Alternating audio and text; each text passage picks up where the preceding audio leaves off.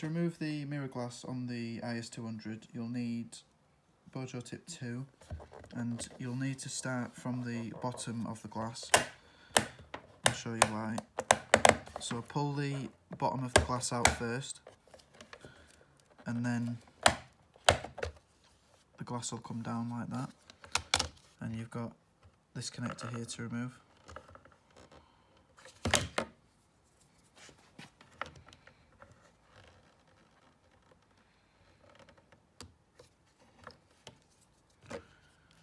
And the bottom of the glass is clipped in, whereas the top of the glass pushes up.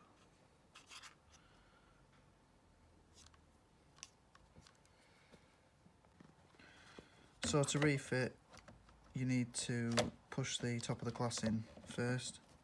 So refit the heated mirror connector and push back into position. Then you need to be locating these bits here.